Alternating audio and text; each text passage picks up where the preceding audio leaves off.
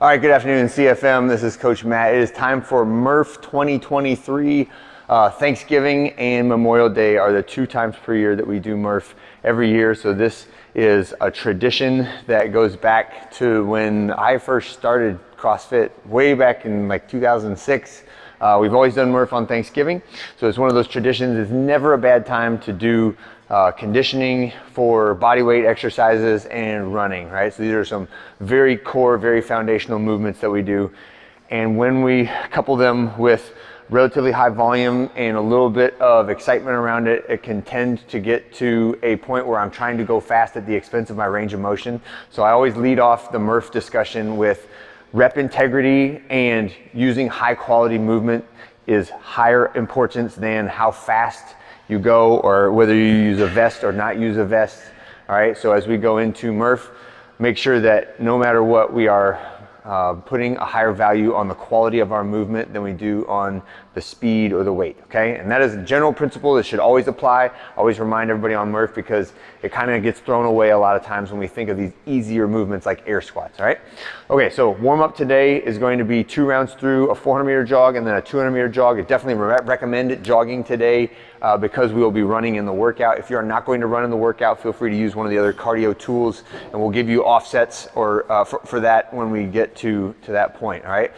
When you come in for that, we're doing obviously a lot of shoulder and kipping flexibility work. So on the first round, I would like to see 10 kips. Second round, work into 5 pull-ups, but you can progressively go bigger and bigger. So maybe in the beginning, it's like just stretching out my shoulders. And then as the warmer I get, the bigger those kips can get, right? Until they're the size that I would use for a kipping pull-up. And then if you are going to do kipping pull-ups during the workout, that means that you must have already achieved 3 to 5 strict pull-ups using no kip, right, to establish the baseline of shoulder strength in the tendons and the labrum and the muscles in order to make sure that 100 reps is a safe thing and a smart thing for you to do today.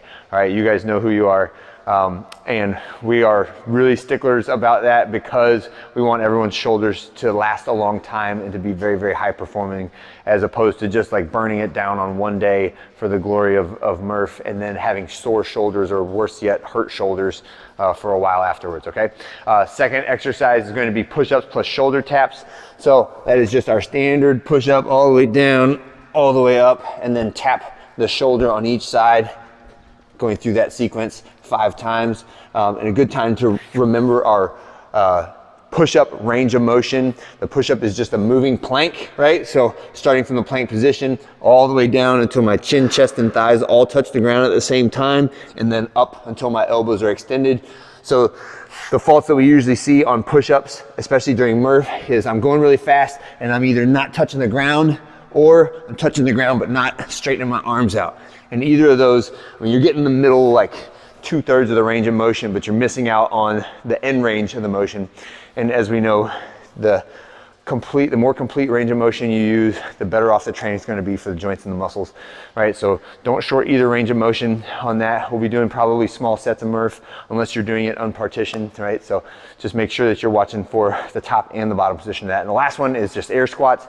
So our air squat, feet shoulder width apart, always initiating with the hips, always keeping the full foot flat foot on the ground, and then hip crease below the top of the knee is our ideal bottom position with the chest pulled away from the ground, right? So I've still got a good incline on my torso. I'm not like leaning and putting my eyes at the ground, but keeping my chest up and being able to maintain that neutral gaze the entire time, and then extending my hips and knees at the top, shoulders, hips, knees, and ankles all in one vertical line. So again, the faults that we see on the air squat are either not going all the way down or all the way down but not coming all the way up, right? Any of those are little deviations in the technique of the squat that both take away from the full training of the muscle complex that we use, but they also make it a little bit easier. They get you done faster, but at the expense of the integrity of your movement, okay? So again, look for the end ranges of that range of motion to be what make the difference in this workout, right?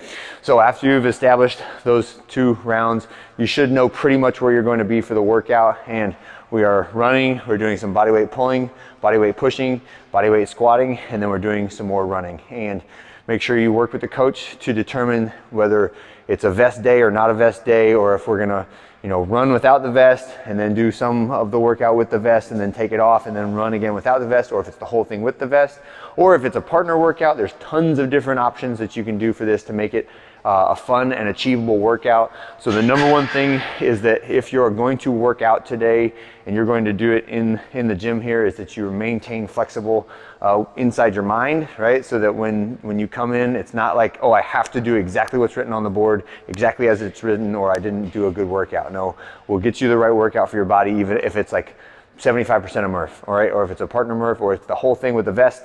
Whatever it is for you, we're gonna try to target that specifically to who you are, as opposed to making you fit into the cookie cutter of the workout, right? That's the template for every day. More important on a hero workout like this, all right? So everybody have a great one, and I'll see you on Friday.